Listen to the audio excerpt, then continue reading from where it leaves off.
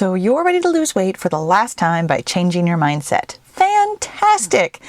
But, how exactly do you do that? And why does it work when all the dieting you've been doing after menopause makes it feel like nothing will ever work again? These are the questions I'm answering on today's episode of the Get Your Goal podcast, where I'm sharing exactly how journaling helps you lose weight. Listen, anybody can help you lose weight after menopause by restricting yourself and using willpower, but my zone of genius is helping you lose all the weight you want and keep it off forever by changing your mindset. Welcome to the Get Your Goal podcast, where ambitious menopausal women come to lose weight for the last time. I'm your host, Paula B., certified life and weight loss coach, author of Mind Over Menopause, and former yo-yo dieter. When you're ready to change your mind about weight loss, I'm here to help. Let's get your goal. Hello, my lovely, ambitious, and overthinking goal friend. Welcome to the podcast. I've got another fantastic one for us today with a deep dive into the exact journaling process I used in my own life to lose weight for the last time in my 50s.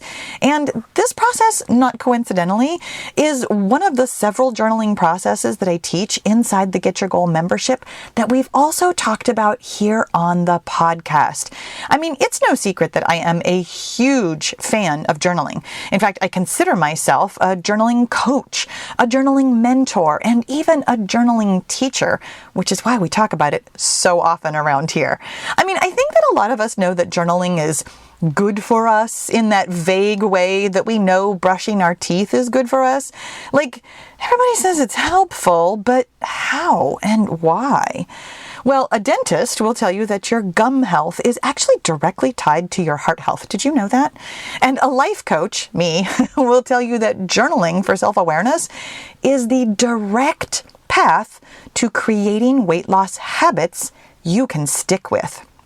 And just like a dentist who is an expert in their field, I can actually talk about journaling all day long, or for about 45 minutes, which today's full-length deep dive episode is actually another foray into the Paula B. archives with a masterclass that I taught just a few months ago called How to Lose All the Weight You Want by Journaling About It. When you listen all the way through, you'll get not just the teaching part, but the Q&A from other menopausal women who are struggling with the same weight loss questions you are.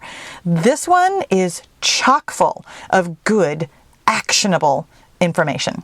Enjoy. So, you guys, let's get going, shall we? We are here, my friends, to lose all the weight you want. And let me introduce myself just in case this is the very first time we've met. I'm Paula B. I am a certified life and weight loss coach inside the Get Your Goal group. I'm the author of Mind Over Menopause. I'm the creator of the 5-0 method. And I'm also, and this is maybe the most important thing, an ambitious menopausal woman, just like you, who wanted something more out of my life. I had heard my entire life that journaling was the way to get what I wanted and could not figure out how until I did. Now, you, if you are anything like me, are probably smart and successful. And honestly, you've got your shit together in so many ways, except maybe this one. You're kind of struggling to get the results that you want from your journaling. And that is if you're journaling at all. And also, you're kind of having trouble like connecting the dots between your mindset and your weight, because your weight really seems like it must just be a body thing. You have literally heard your entire life that in order to lose weight, all you have to do is eat less and move more. And yet, here in menopause, it's very clear that that's not really what happens anymore. And I want to let you know that honestly, that was never all that was going on. It's just that when we were younger, our mindset was working towards weight loss in a way that it might not be right now. At this age, when weight loss becomes different, we actually have to go into our mindset to unwind all of the nonsense that we learned when we were younger. So here's the thing. Today, because you're here, I happen to know this about you. You are ready to think about weight loss and your mindset in a new way. And so that's what we're going to do today. Here in this masterclass, you're going to learn why your mindset actually matters for weight loss. And maybe the most important thing, how to spot the mindset blocks that are slowing you down. And I want to pause here for a quick second and let you know that this isn't like shame or blame or judgment at all. The truth of it is that if you're not getting where you want to go, if you don't already have your goal weight, you have a mindset block that's slowing you down. This class is going to teach you how to find those blocks so that you can bust through them. And I'm going to teach you the very simple, doable journaling process that helped me lose all the weight that I wanted. So let me start with this. Weight loss over 50 is actually really simple. It is slightly different from when we were younger because you don't just eat less and move more. You actually need to be pretty strategic about it. You're going to do 5 things each and every day. And this is the 5-0 method. Number 1 is you're going to manage your mindset. That's what we're doing today. Number 2 is that you're going to eat the right number of calories. It's a slight caloric deficit over time. The right number of calories for you, by the way, is your starting weight with a 0 on the end of it. You're going to drink the right amount of water, which is your starting weight in pounds. And by the way, that other calculation is your weight in pounds. I forget. I'm an American, y'all. I forget that there are people in the world who weigh themselves in kilograms because kilograms don't quite make sense to me the way that pounds do. And so I assume that we're talking about pounds and ounces. And I remind myself right after the words are out of my mouth to tell you I'm talking about pounds and ounces. The right amount of water, by the way, is your weight in pounds divided by 2. And that's the number of fluid ounces that you will drink each day. You're going to get adequate sleep. And you're also the very least important of all of this weight loss formula is exercise moderately for funsies, not because it drives weight loss. So here's the thing that happens though.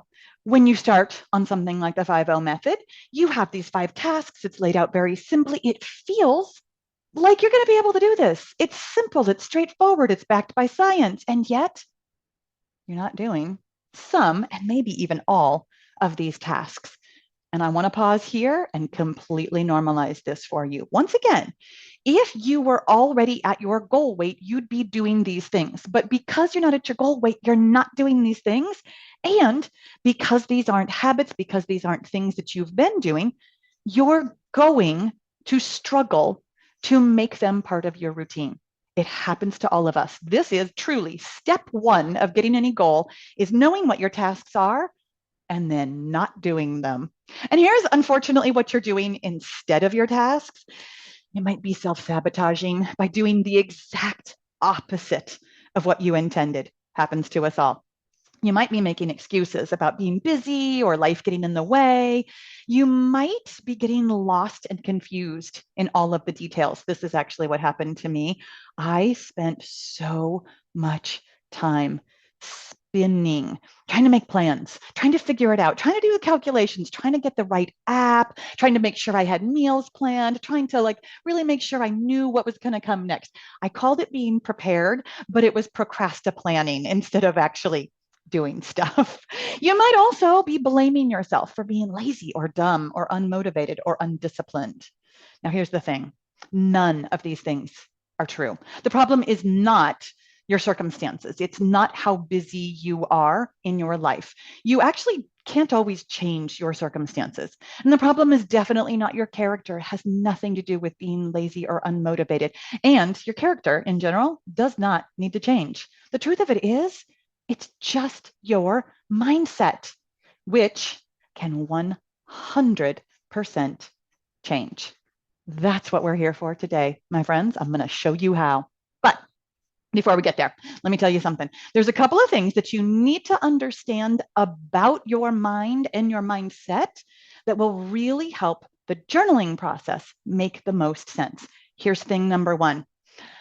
The pleasure principle. I'm not going to sing the Janet Jackson song, but you are welcome to have that in your head for the rest of the day. The truth of it is, undeniably, you are always, always, always, always, and yes, I could say it 100 more times, always seeking pleasure and avoiding pain. And sometimes it's not very obvious how that is playing out in your life until you are really looking for it. It's one of the things I'm going to teach you how to look for today in your journal. But here's the great news about the pleasure principle.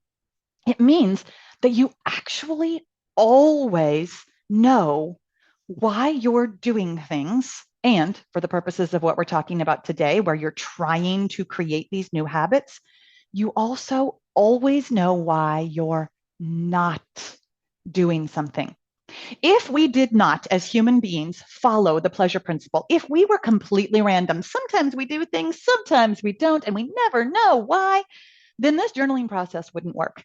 But because as human beings, we are always seeking pleasure and avoiding pain, it means that you can always figure out why you're not doing the thing you want to do.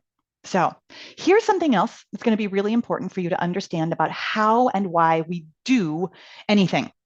This is something I call the wheel. I did not invent it, and that's actually why I call it the wheel, is because this is how we as human beings behave. We have a thought, and that thought creates a feeling always, every time. By the way, this is kind of an important thing to know. Your feelings always come from your thoughts.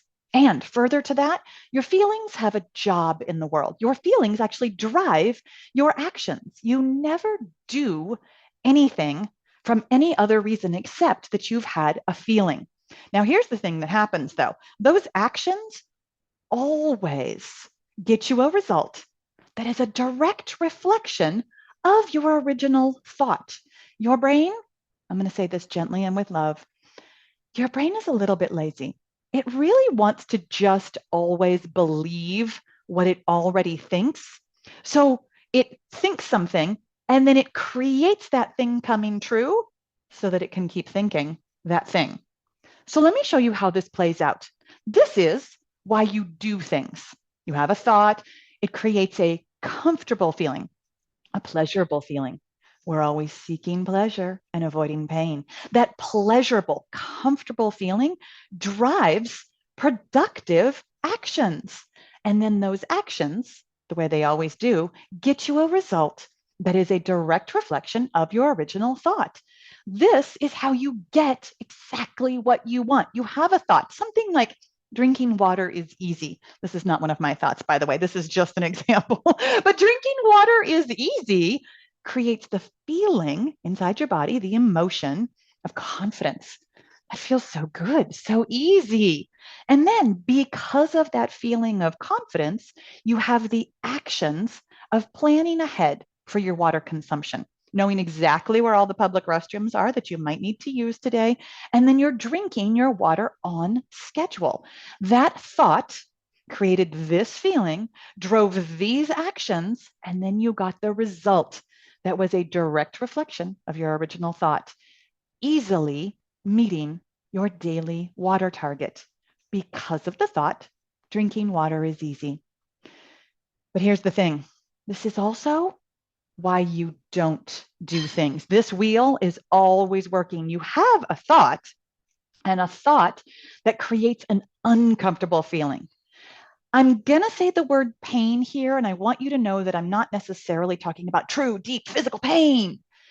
Your brain is seeking pleasure, even simple, gentle, subtle pleasures, and it's avoiding pain, even something as mildly uncomfortable as a small feeling. But that uncomfortable feeling drives avoidant actions. You're always seeking pleasure and avoiding discomfort, pain. Those avoidant actions, my friend, the wheel is always working no matter which way it's rolling. Those avoidant actions get you a result that is a direct reflection of your original thought. So if you have a thought like drinking water is hard, well, I mean, let's just sit with that for a second. Drinking water is hard. You can feel in your body. I mean, you watch me shrinking underneath that. It feels so burdensome. Drinking water is hard. And just so you know, this example actually is from my own life. This is a thought I found in my own brain in my journal, which we're going to get to. But from that feeling of burdened, you can imagine that your actions are trying to avoid, trying to shake off, trying to pretend like that thought doesn't exist if you hear it at all, trying to pretend like we're not burdened, trying to pretend like none of this is happening. But also, you find yourself not really planning ahead, not maybe knowing where public restrooms might be, and definitely not drinking when you intended to. You find yourself not doing the actions that you wanted to do in order to lose weight. And here's the thing, the result that you get is a direct reflection of that original thought. You are hardly ever meeting your daily water target. Now, here's the thing. Remember, none of this has anything to do with your circumstances or your character. It's just your mindset. But rather than trying to force yourself to change your habits with sheer willpower, by the way, again, this is what we all do. Let's just pause here and normalize that. We notice ourselves not doing something, so we try even harder to do it. But what I offer you today is this really gentle, simple, doable process where you can actually get to the root of why you're not doing the thing that you want to do. There's no willpower, no restriction involved. It's simply taking a look at your brain inside your journal. So let me clarify really quickly. I am going to tell you the process, but let me also tell you really quickly that what journaling does do is it facilitates self-awareness. It really helps you see, oh, I'm having a thought. That thought is creating a feeling. That feeling is driving actions, and I can clearly see, because I see my thought, what I'm getting from it. When you take the time to sit down with your journal, you'll actually see those wheels that I just showed you on screen. It facilitates self-awareness, and it also creates long-term, permanent change. And I'm going to show you exactly how over the course of showing you this journaling process. But I want you to think about how different that is than trying to simply white knuckle your way with willpower to get a simple, quick result. White knuckling your way to weight loss, you can do it. But opening up your journal, taking a look inside your brain, and changing your mindset will actually change you forever. You will not change your habits temporarily. You will facilitate long-term, permanent change, AKA maintaining your weight forever. So, what journaling doesn't do is it doesn't solve your problems right now. It doesn't make you feel better right now. It doesn't work immediately. And I do think that that is the hard sell of journaling. Lots of us, I mean, no, all of us are seeking pleasure and avoiding pain. And we really, truly do think that fast pleasure is better pleasure. And what I want to offer you is that long term, permanent pleasure is better overall. It's so much easier to stay in a place that feels good rather than constantly seeking little hits of feeling good right now. Journaling is slow magic, but my friend, it is absolutely magic. So let's get to the actual process. Here it is, 2 simple steps. In fact, I even call it the 2-step tool. Step 1 is you're going to find your thoughts. And step 2, you're going to feel if those thoughts are helpful. You're going to use your brain and you're going to tune in to your body to get every single place you want to go. So let's come up with an example here for how we might notice something going on in our lives and then come to our journal to figure out what that thing is. So let's say that your intention is to follow the 5-0 method and you have a set bedtime and waking time each day, and you don't worry about how much in between is actual sleep, but you constantly find yourself not getting to bed when you said you would. You have this idea that you'd love to be able to do this thing, and you find yourself not doing that thing. So we're going to go to your journal to find out what you're thinking and feeling. And you already know, because you're not doing a thing, that you have a thought that feels uncomfortable that's driving avoidant actions. You already know approximately what you're going to find when you come to your journal. So let's find out exactly what those thoughts and feelings are. So step 1, you're going to find your thoughts by asking yourself a really direct and specific question. And then you're going to write down exactly what you hear. So, for example, you might ask yourself, what do I think about getting to bed at 9:30 p.m.? I have to tell you, this one really specifically is not an example from my own life. I go to bed very early. I wake up very early. My personal thoughts about going to bed at 9:30 p.m. is that's really late. But I know that for lots of, let's just call you normal people, at 9:30 p.m. would actually feel really early. So you might find in your brain some thoughts like, I can't do it. I can't get anything done, or it's way too early. So you're going to recognize that those thoughts are thoughts and not facts. And here's how you're going to do that by knowing, because I'm telling you, that literally everything in your head is a thought. As human beings, we actually don't think in facts, but we think that everything we think is true. We think that everything that's going on in our brains is simply a fact, and it's not. It's a thought. And recognizing your thought as a thought can be as simple as writing, I think, directly in front of that sentence. Hear how different it sounds already just by putting those two words in front of it. Example, what do I think about getting to bed at 9:30 p.m.? I think I can't do it. I think I can't get anything done. I think it's way too early. Now, here's the thing. Some of these might still have the absolute ring of truth.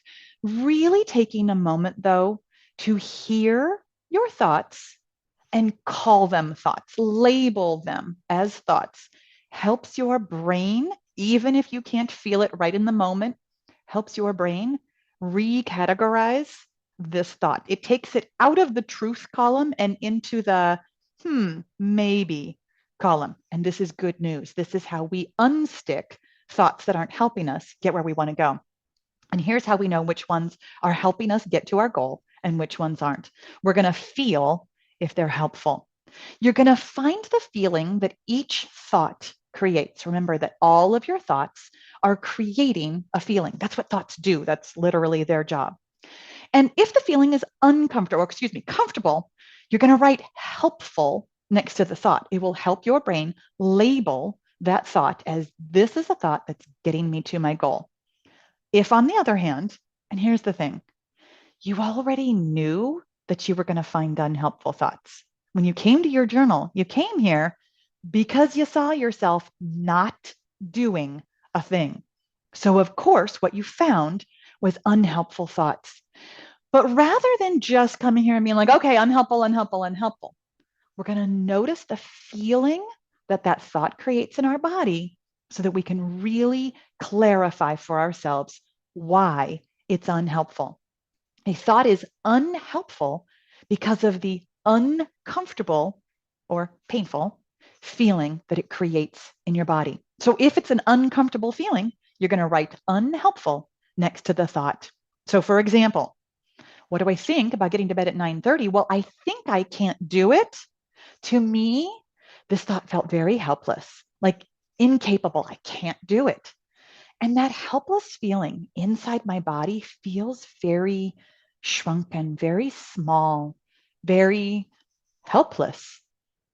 I would not want to feel that feeling all day long. It is uncomfortable inside my body. So I know that this is unhelpful for getting me where I want to go. I think I can't get anything done. To me, that thought creates a feeling of frustration. Frustration feels like tension in my mouth, kind of flinging my hands, kind of a tense energy. I would not want to feel that feeling all day in my body. That is uncomfortable, unpleasant, not physically painful, but not pleasurable for sure. So I know because of the feeling in my body that that thought is unhelpful for getting me where I want to go. I think it's way too early. Oh my gosh, for me, this one, the feeling that I described this as when I was doing this work for myself was put out, like just an absolute martyr. It's way too early. the deep sigh, the rolling of my eyes, the shrugging of my shoulders, the burden in my chest, all of that so uncomfortable, not painful, but not pleasurable. So I know because of the feelings in my body that this is an unhelpful thought for getting me where I want to go. Now, here's the part of this journaling process that I suspect is actually going to be the hardest for all of us. I happen to know that you and I would both like to do something with this, that we would like to take this thought and absolutely eradicate it from our brains and squish it and be done with it and find a helpful thought and move forward and think positively and go, go, go, go, go. But the thing that we do next is virtually nothing. I say virtually because you have already done something simply by coming to your journal. There is no step 3 because observing a thing changes that thing. This is actually a well-known principle in both physics and psychology.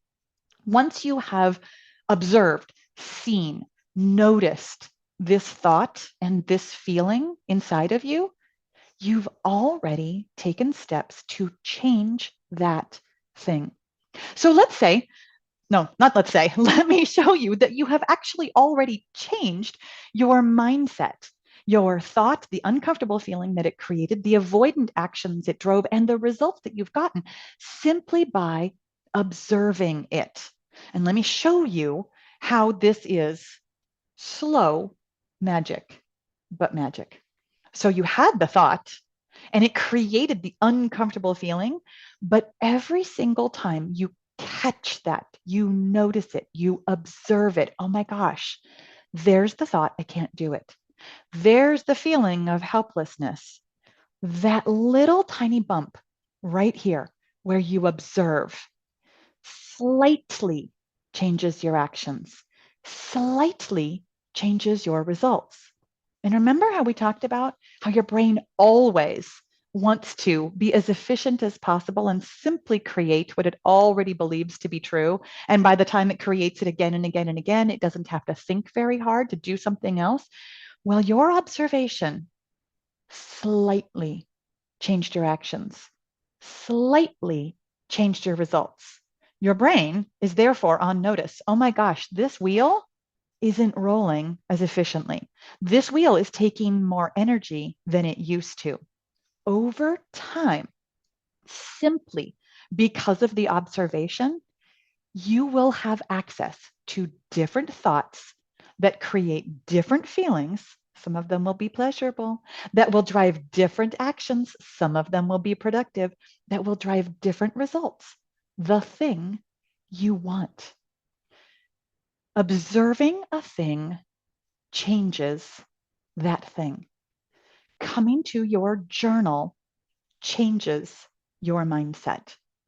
Now, here's the thing. I know that I have laid a lot on you about how this all works, and I want to offer you some next steps for how to really implement and execute this in your life.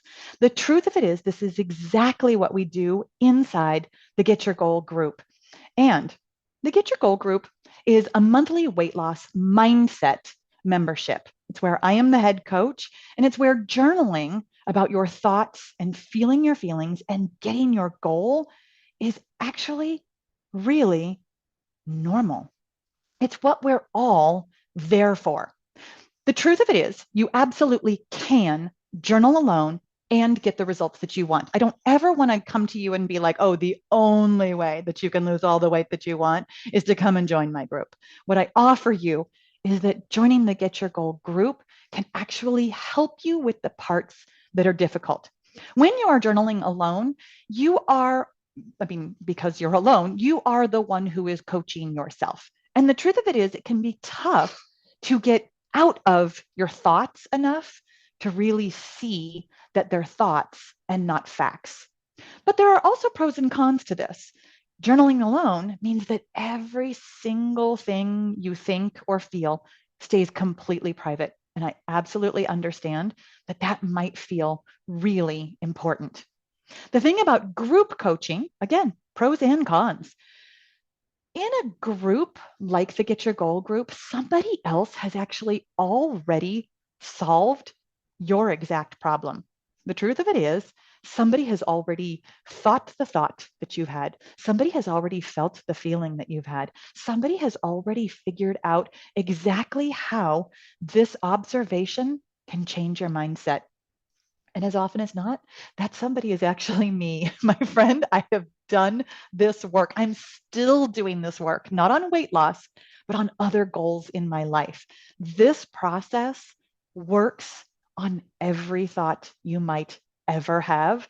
And being in a group where you can really see other people getting traction and being able to get where they want to go can help normalize for you that this is available to you. And pros and cons, when you are in a group, it is public. And what I want to assure you is that the Get Your Goal group is not on Facebook. It used to be a long time ago, and it is not anymore.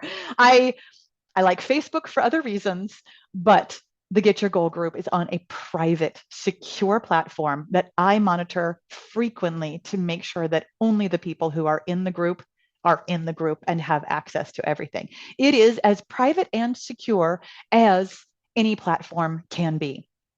So here's how being in the Get Your Goal group actually speeds up your results.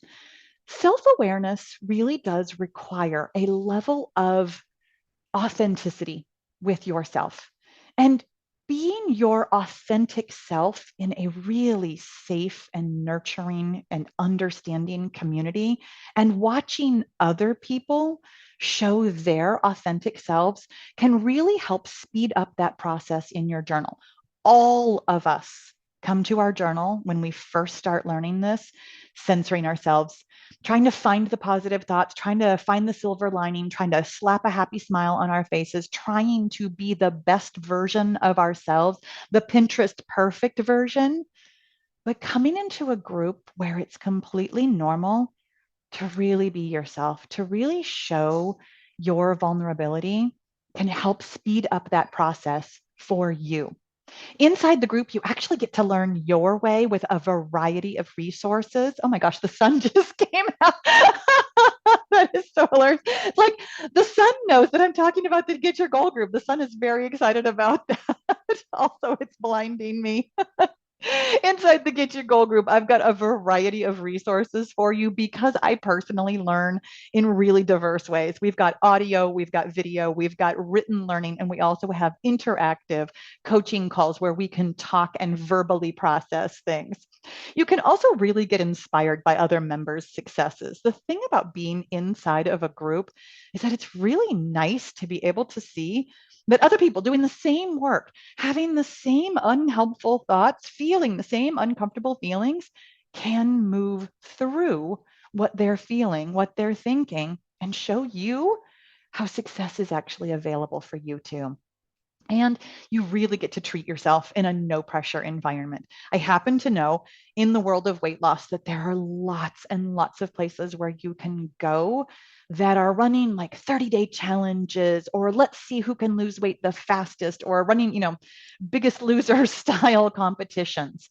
In the Get Your Goal group, there's absolutely no pressure to be anywhere except exactly where you are.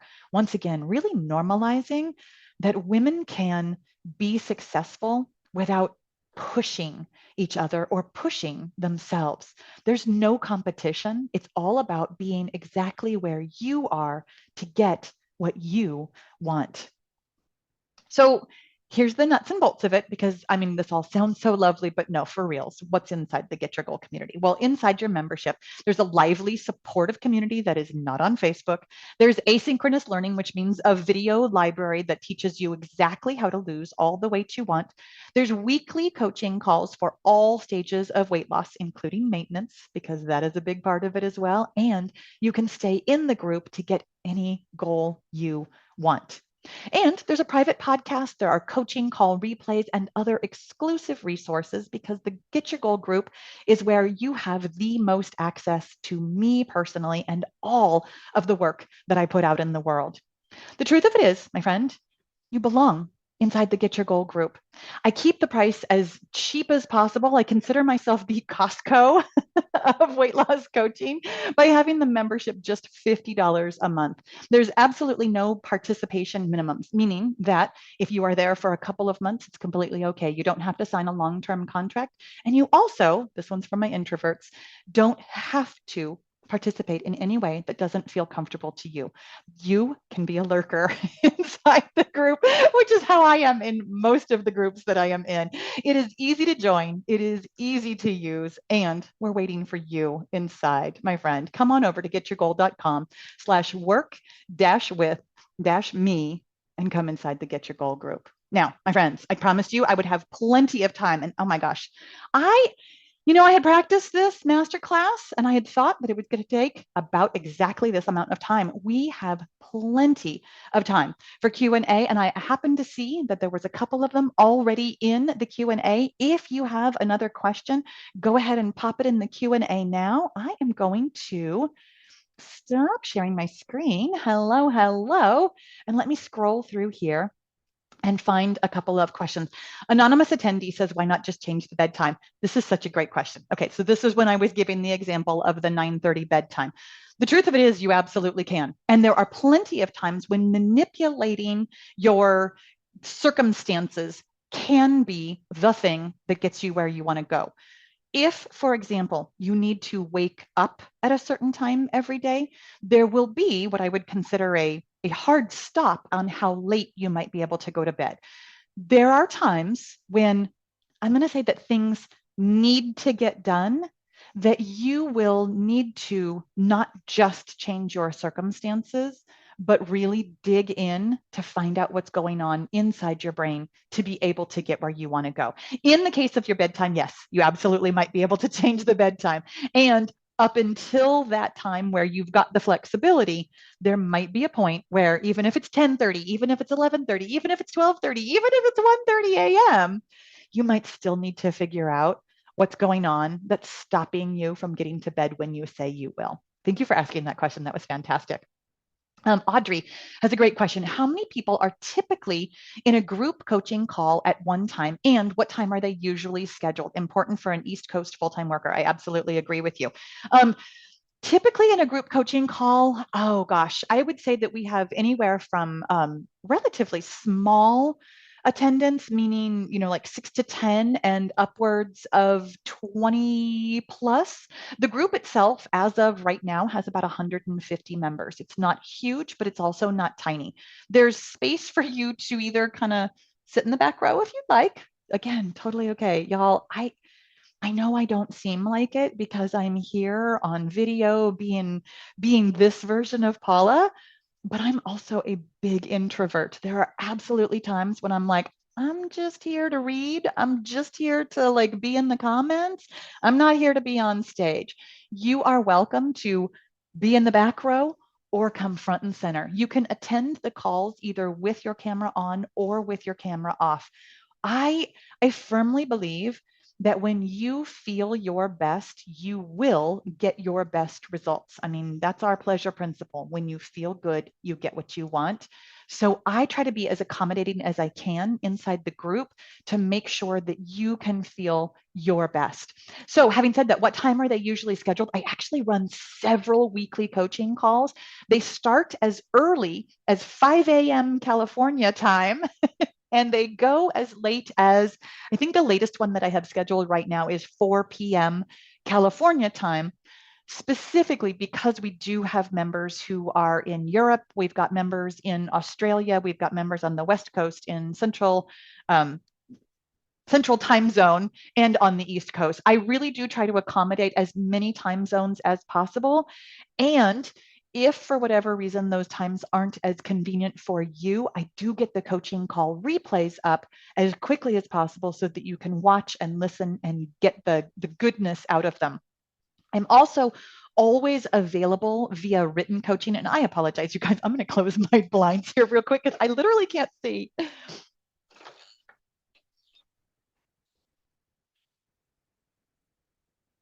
I was so worried about inclement weather. It literally didn't occur to me that I would get blinded by the sun on this call. I'm cracking up at not being able to have predicted that one. But I do try to make sure. Oh, the written coaching, that's what I was saying.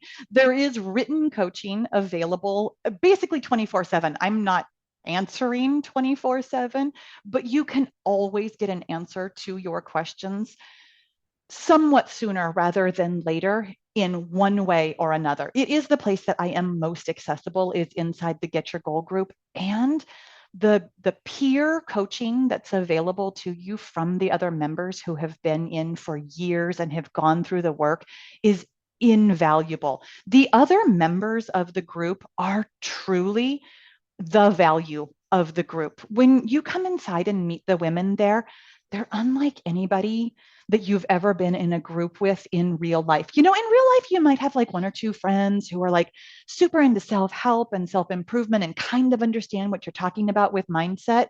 But by and large, at work or in your family or just out in the world, most people are just kind of complaining about their weight. They're just kind of feeling stuck. They're just kind of not sure what to do next. Being inside a group where everybody has a process, everybody's there for the same thing, everybody's there to get vulnerable and understand themselves. It's I'm struggling for words. That's what it's like to be inside of there. It is so powerful to be in a group where you can be yourself and get what you want because everybody else is doing the same. Thank you so much for asking that, Audrey. Darcy says, question, if I have a mindset issue with journaling itself, absolutely. Do I just need to rely on willpower to do it? I've read your book and objectively know that journaling will help, but I really struggle making myself journal, even though I've journaled about what I think about it. Here's what I want you to know. There is no standard for what journaling looks like. In fact, one of the very first things that I'll teach you when you come inside the Get Your Goal group, and I freely offer this to you right now as well, is how to set parameters for yourself that you can meet so that you can take all of the guilt and the judgment and the shame and the I don't wannas out of the thing that you are struggling to do and get into it. Journaling doesn't have to look like you write it on paper. It doesn't have to look exactly like the two-step tool where you have a book and you have a pen and you write this question and then you answer it and then you put, I think, and you feel the feeling. Like it doesn't have to be structured exactly like that. Simply immersing yourself by listening to the podcast, by coming to classes like this, by joining the Get Your Goal group, by being around it, hearing it, seeing it, understanding it, kind of letting it simmer in your mind, you're actually doing mindset work. It counts as journaling if you say so. And I strongly suggest you do. Truly, one of the best ways to get where you're going is to develop that bridge of trust with yourself where you say you're going to meet a parameter and then you meet it.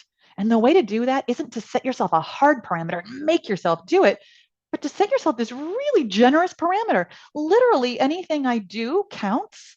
And then check, look at that. I did that. Now I know I can.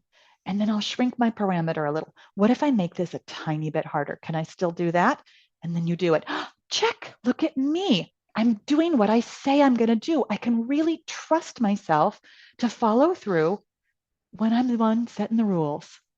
You get to set whatever parameters you want for journaling. And whether you join the Get Your Goal group or not, Darcy, what I offer you is to really allow yourself to be exactly where you are and set a parameter for journaling.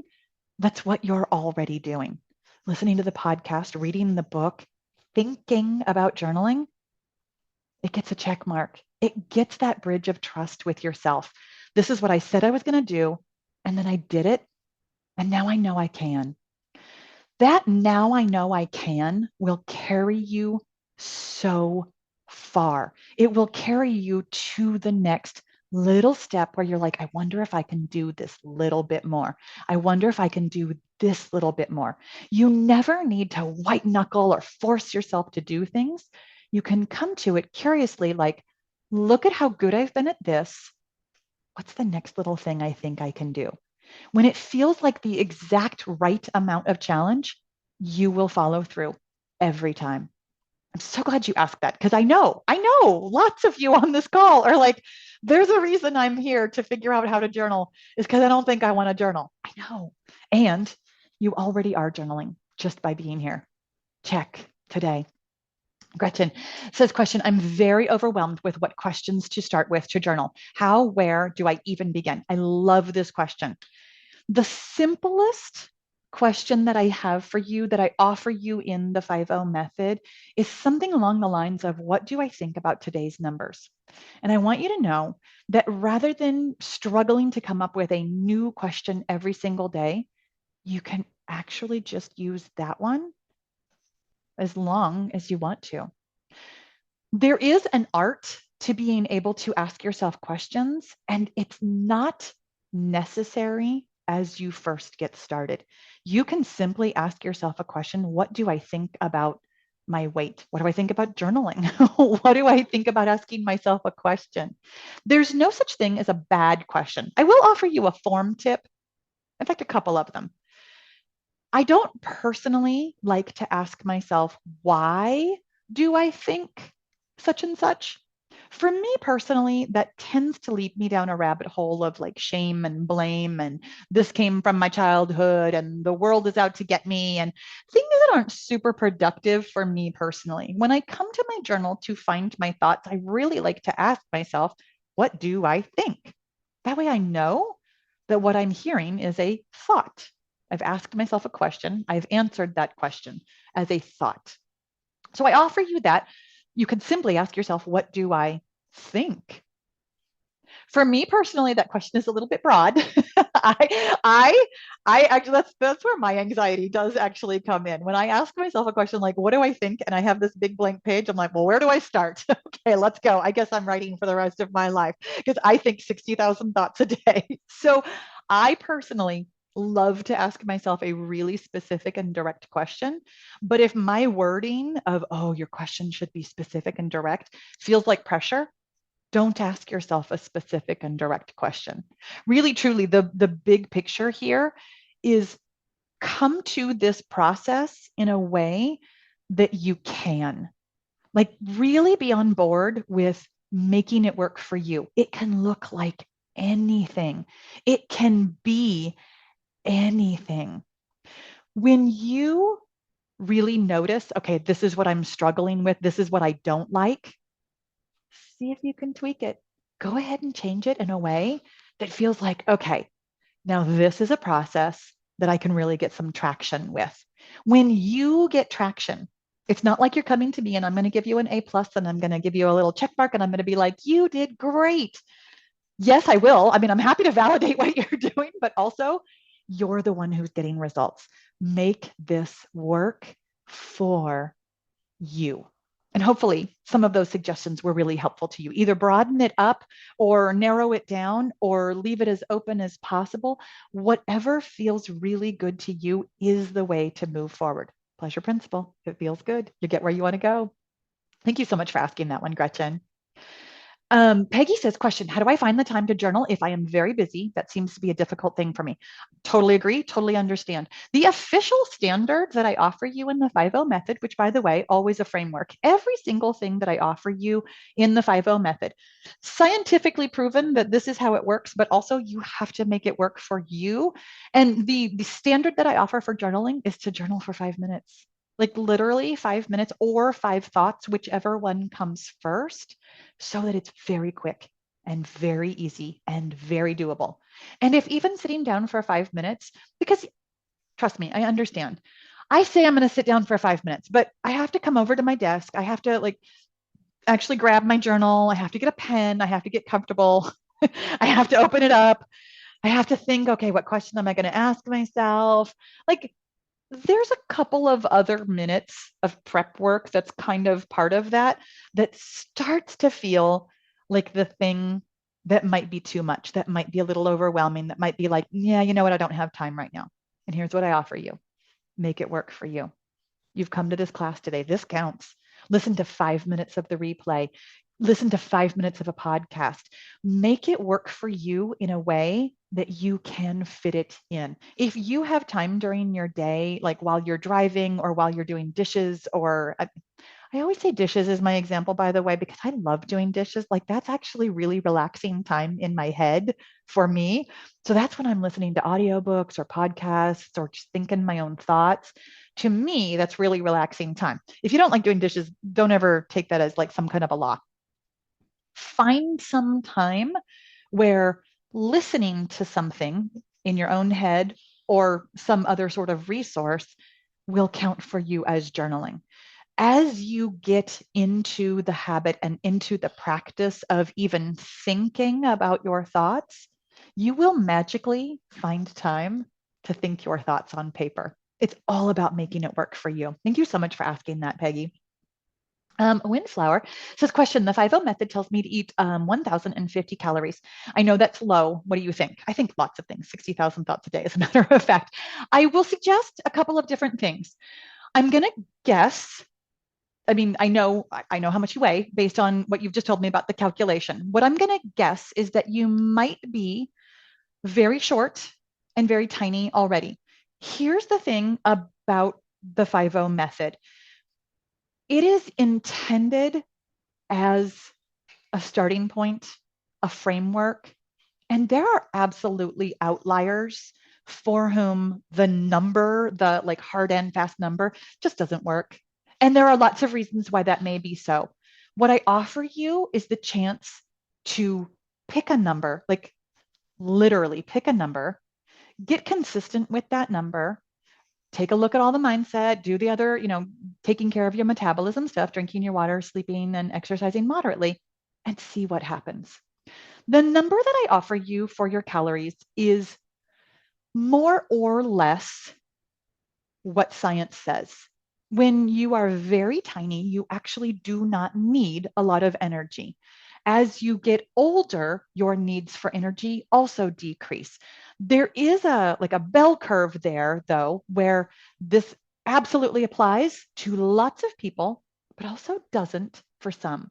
I really want to empower you on all of the steps of the 5-0 method, on everything I ever offer you, ever.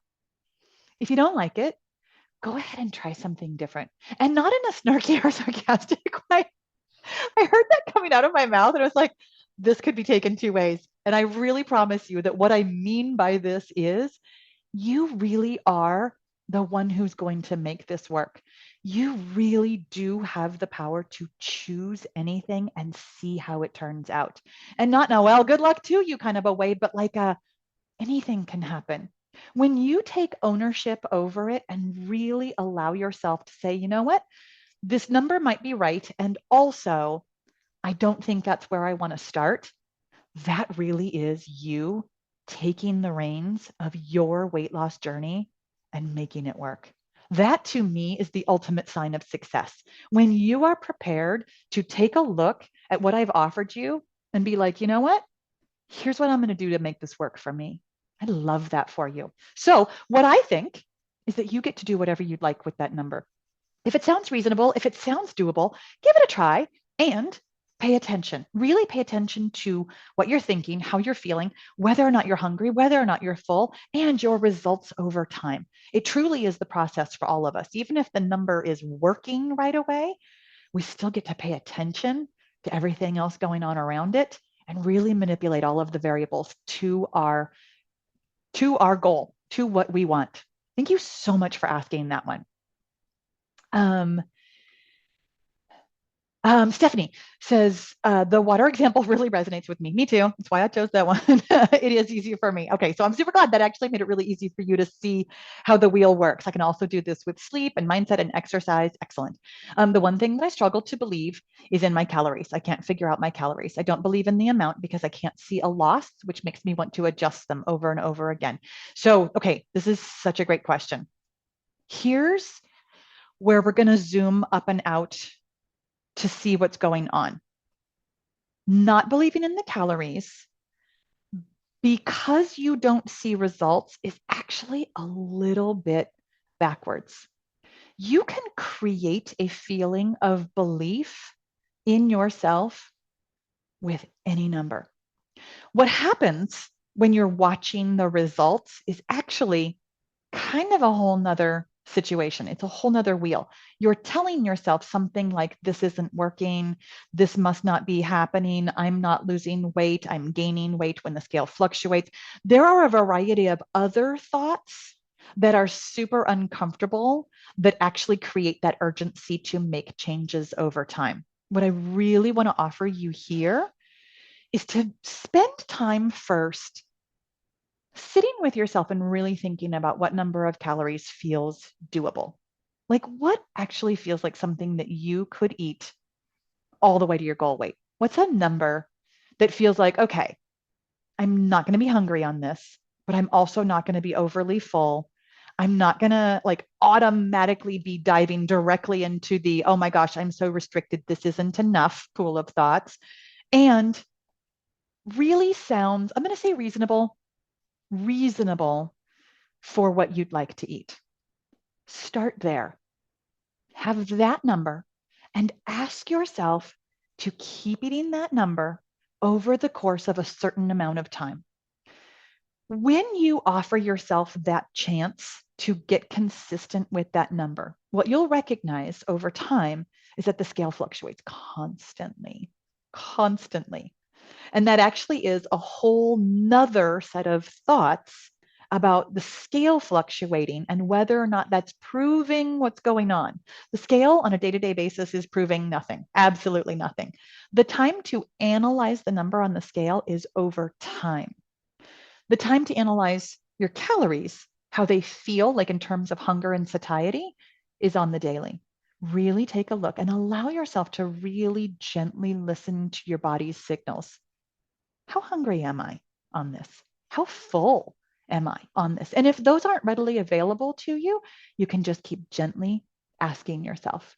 Really understanding that weight loss results only show up over a period of at least, like literally at minimum, 4 to 6 weeks can really help pull your brain out of that, oh my gosh, yesterday's weight was this and today's weight is this, and that means this. Really seeing that that's just your brain being a brain, offering your thoughts, totally okay. And also, those thoughts are really, truly meaningless. You cannot analyze weight loss data from day to day. You cannot analyze the data until you have at least 4 weeks, and honestly, preferably longer, to be able to see any kind of a trend, any kind of actual information.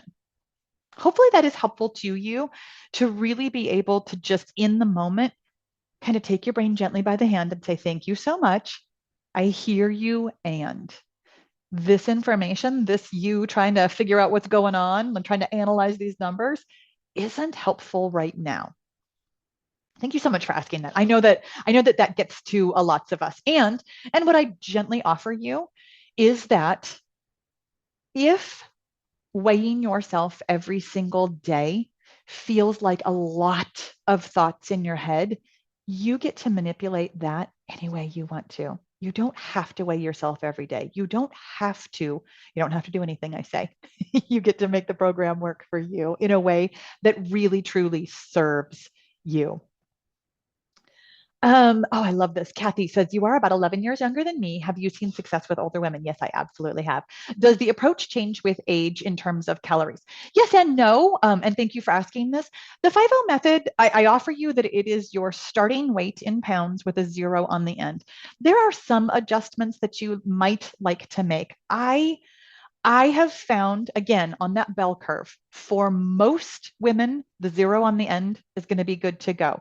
There are some adjustments if you are, for example, over 5'9" or under 5'3". If you are rather significantly younger, like if you, I think it's like 40, maybe 45, you'll want to add some more calories. Your metabolism is different. If you are over like 65, you'll probably want to take away a few, knowing that the number that I offer you is not carved in stone. It's not some hard and fast rule like, oh my gosh, if you don't eat this number, you are definitely not going to lose weight. It's my Valley Girl impression. It's a number that's a great place to start and then see what kind of results that you get. If you happen to be on on the outsides of that bell curve, if you happen to be very tall or shorter, if you happen to be older, or if you happen to be younger, you can give yourself some adjustments again to see how it goes, see how it feels, see how hungry you are, how sated you are, how it goes over time, 4 to 6 weeks to be able to analyze your data, to be able to make the right number for you. Thank you so much for asking that one. You guys, I do see that we're at our 1 hour. If you need to go, I totally understand. I am going to stay on. It looks like we've got just a couple more questions. I am going to stay on long enough to answer a couple more questions. And the replay will be in your inbox within 24 hours. I'm going to make sure that I get it up and processed and ready for you tomorrow. But I totally understand if you do need to go at the 1 hour mark. Anonymous attendee says, question, are there other Paula B certified coaches who help support, or are you a one-woman show? A little bit of both, actually. I ran a goal coach certification, oh gosh, a little over a year ago. So there are women inside the Get Your Goal group who are certified in my process, who offer their support freely, generously, and kindly very frequently. And they happen to be some of the most active members of the group. So whether or not they are specifically certified, there are plenty of women in the group who have been around long enough who can really offer you, like, oh, okay, I've heard Paula say this, or this is how this works, who can offer you some suggestions, some help, and plenty of support. I mean, whether they're certified or not, honestly, truly, y'all, these are the most supportive women you will ever meet in your life. It is amazing. It's amazing. And having said that, as far as the actual coaching calls go, right now, I am a one-woman show. I am at some point in time in the future planning on certifying more goal coaches, and do have plans, again, at some point in time, to let other coaches run the coaching calls for you to be able to hear different kind of coaching styles, to be able to get different perspectives. The truth of it is, I'm an excellent coach. And also, I'm not the only one who can be. I love my coaching skills. And I'm going to go ahead and say, limited to being who I am. The truth is that you could possibly get the same, better, or different results having somebody else look inside your brain and help you see what's a thought, and help you facilitate feeling your feelings, help you observe what's going on in your life, simply because of a connection that you might form with them. As of right now, I run all the coaching calls. At some point in the future, there may be other coaches, and I will always do what is in the group's best interest in terms of having a variety of resources available to you. And hopefully that answered your question.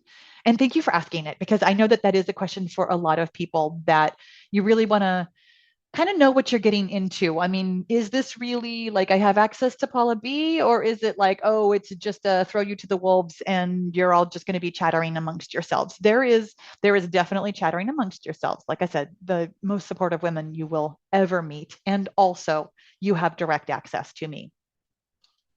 Um, Oh, Janice, what a great question. It says, do we need to join on the first day of the month, or can we join after the first day? My friend, you can join any day. It is open at all times. I know that in lots of coaching groups, they really want you to start on a certain day and they kind of walk you through it. The truth of it is that the learning portion is available to you personally at any point in time. So you get to learn on your own time. And then the coaching calls, we all just jump in. Whatever is on your mind, I'll coach you on. So it's not really a linear process. And in fact, even though losing weight is, relatively speaking, linear, you start with the first 5 pounds, you finish when you get to your goal weight.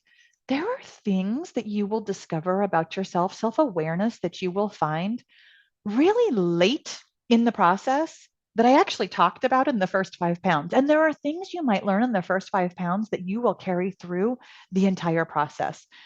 Really knowing that everybody in the group is where they are, and that nobody is expected to progress at a very specific rate. Honestly, for me, I think that's part of the value of the group, because then there's no pressure to perform in a way that is not where you are right now. So you can join on any day of the month that works for you. Um, and Cheryl says, what are some questions that I could ask myself about drinking water? This is a great question. And I will tell you that you can truly just ask yourself, what do I think about drinking water? Like, it can be that broad, and you'll hear whatever it is you need to hear. If you notice, for example, that you're completely fine drinking water at home, but for whatever reason at work, you just don't get your water in. Like, who knows why? Well, your journal knows. You can ask yourself something more specific, like, what do I think about drinking water at work? You can ask yourself, like, a general question, what do I think about drinking water? And then tag on the specific times or situations or whatever that you notice seem more difficult. Really, it's not that there's a magical question that's going to find the answer in your head. It's that coming to your journal with curiosity, like, I wonder what I'm thinking about this, will always help you ask yourself a question that will give you some thoughts to understand about yourself. Thank you for asking that one. That was really good. Anonymous attendee says, what if I want to continue to training for my short triathlons, which result in about 1 hour workouts each day? Do you suggest it's okay to do that instead of your recommended 25-minute workouts? You know what? I absolutely support everything. I really do. I support everything that you want to do. And my real suggestion is to pay attention to your results. The truth of it is that exercise doesn't drive weight loss, like, at all. It doesn't drive weight loss, but it can slow down your weight loss at our age. This is the thing about being a menopausal woman. Your body's ability to recover has changed. How much it's changed for you specifically and personally is specific and personal to you. So me saying, oh, 25 minutes is the hard and fast rule. No, it's not. Absolutely not. For some people, that's way too much. For some people, it's not that it's way too little. It's just that your body is really okay with doing more than that and still recovering. What I'll offer you is that rather than only thinking about the workout, that you think about the workout within all five of the 5O method factors, thinking about fueling for your workouts and really specifically thinking about recovering from your workouts. The recovery is what has changed for us. It's not that you can't do the work. You absolutely can. It's that your recovery takes longer and is different. If you are doing a 1 hour workout, it doesn't automatically mean that you won't be able to lose weight. It means that you have to pay attention to how you're fueling for it and how you're recovering for it. And it might mean that your weight loss is on a slightly longer timeline, meaning that it's going slightly slower than somebody who is exercising, I'm going to say more moderately or, less exercise. It doesn't mean you can't. The truth of it is you can. You can lose weight, and you can lose weight doing the things you love. What you will have to manipulate along with that, that's going to be something that we get to treat as a science experiment. You get to figure it out. And that's super fun because it means you get to do what you love and you get the results that you want. And basically, you get to solve a puzzle in the middle. I mean, what's not to love about that, right? Thank you for asking that one. Linda says, how do I not compare myself to others? I look at you and I think I will never look like her. And I know that's an unhelpful thought. I tell you what, I I have lots to say about that. It's not specifically related to the kind of journaling that we're doing here. There are other ways to use the two-step tool to help you in other areas. What I really offered you today is the way to, take a look at these are the tasks, and then this is what I noticed I'm not doing, and this is how I can use this tool to be able to get where I want to go. I At some point in time in the future, I am actually considering making this journaling masterclass a little bit more of a series, diving into other ways that you can use the two-step tool. So let me briefly offer you that never looking like somebody else can be a blessing instead of a curse. The truth of it is that you get to look at yourself and love yourself. And that really is what I offer you as like the big picture, truly the big picture of everything that I do in the Get Your Goal group is to be able to look at yourself and love exactly who you are. All of it, the good parts, the not so good parts, the parts that you think are beautiful right now, the things that you think are not so beautiful right now. Really look at yourself, like physically look at yourself and mentally and emotionally look at yourself and say, yep, this is exactly who I am. That is the big broad scope of the work that we do. And right here in the moment, when you think something like, I will never look like her, really recognize, and you already said it, I know it's an unhelpful thought, But do you know why? What feeling does that thought create for you? Take a moment to actually notice that feeling inside your body. You don't have to go in and like feel the feeling, but like let it exist for a minute. I know when I say something like that, I feel so shrunken and shriveled and tight and little. I mean, you can literally see my body squeezing in on itself right now. When you take a moment to observe that and compare to what you'd like to feel like, that's how you know that that's an unhelpful thought.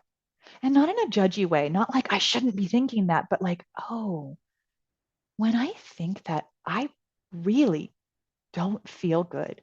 I don't feel good inside myself. And I don't have to think that. Again, let's just take that moment to notice this is a thought, which means it's optional. It's a thought that doesn't feel good, and I can observe that. I don't have to judge myself for it. I don't have to squash it. I don't have to obliterate it from my life. Every time I hear the thought, I'll never look like her, I notice that I feel shrunken and shriveled and tight and yucky inside. And that's not a helpful thought. Just like I showed you today with that wheel with the little bump out, that moment of observation will reduce the frequency of that thought in your mind. It will help your brain find a more helpful thought over time. It's the slow magic of mindset work, my friend. I'm really glad you asked that. Thank you for it. Anonymous attendee says, question, I've heard you say that the scale is just data, and if it goes up one day and down another day, it doesn't really mean anything, so don't freak out. But if it doesn't really mean anything, why am I weighing myself at all? This is such a great question. You're weighing yourself to collect data. You're weighing yourself to have proof of where you are going. The truth of it is, you don't have to weigh yourself. There are plenty of people who have goals for themselves that have nothing to do with the scale, like even like health, fitness, whatever kinds of goals. What I offer you is the chance to collect the data to help prove to yourself that you're getting where you want to go. Your brain, your brain tries to analyze data way before it needs to. I mean, the day-to-day weighing, your brain's like, oh, this means this. This means I'm never going to lose weight. This means I'm gaining weight. This, I mean, your brain is so dramatic sometimes. But over time, when you can see, oh my gosh, over these 4 weeks, over these 6 weeks, over these 8 weeks, over these 6 months, over this year, look at these numbers. Your brain really does love numbers. They're very concrete. When you take a moment to really help yourself see those numbers as proof that what you are doing is working over time, that's why you weigh yourself. And again, I'm going to say the word regularly instead of daily. I do recommend daily. The more data points you have, the more you can see what's going on. And having said that, you get to do exactly what you want with my advice. Thank you for asking that. That was a great question. You guys, let me scroll through. I think that this was, oh, we got one more question from Laura. It says, I am older and not so tech savvy. In fact, tech intimidated. I totally understand. Oh my God, I totally understand. Will I be able to get my best value from joining the group or buying the book? Oh my gosh, this is such a great question.